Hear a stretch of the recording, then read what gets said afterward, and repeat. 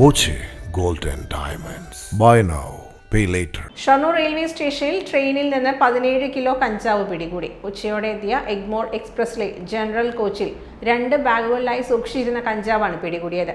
ബാഗുകളിൽ 10 കവറുകളിൽ നിറച്ച നിലയിലായിരുന്നു കഞ്ചാവ്. കഞ്ചാവ് കടത്തിയവരെ പിടികൂടാനായിട്ടില്ല. SI അനിൽ മാത്യുവിന്റെ നേതൃത്വത്തിലുള്ള റെയിൽവേ പോലീസും റെയിൽവേ സുരക്ഷാ സേനയും ചേർന്നാണ് കഞ്ചാവ് പിടികൂടിയത്. ഈ വർഷം 2ാം തവണയാണ് ട്രെയിനിൽ കടത്തിയ കഞ്ചാവ് പിടികൂടുന്നത്. ട്രെയിനുകളിലാണ് ലഹരി മാഫിയ സംഘം കഞ്ചാവ് കടത്തുന്നതെന്നാണ് പോലീസിന്റെ വിലയിരുത്തൽ. അതുകൊണ്ട് തന്നെ പരിശോധന കർശനമാക്കാനാണ് പോലീസിന്റെ തീരുമാനം. ഇന്ന് ഉച്ചയ്ക്ക് എഗ്മോറിൽ നിന്ന് മംഗലാപുരത്തേക്ക് പോകുന്ന മംഗലാപുരം പാസഞ്ചറിൽ നിന്ന് ഫ്രണ്ടിലെ ജനറൽ കോച്ച് ചെക്ക് ചെയ്തപ്പോൾ 2 ബാഗുകളായി ഒളിപ്പിച്ച നിലയിൽ, ഉടമസ്ഥനില്ലാതെ 2 ബാഗുകളായി ഒളിപ്പിച്ച നിലയിൽ 2 ബാഗ് കിട്ടി. തുറന്ന് പരിശോധിച്ചു ഇപ്പോൾ കഞ്ചാവാണെന്ന് ബോധ്യപ്പെട്ടിട്ടുണ്ട്.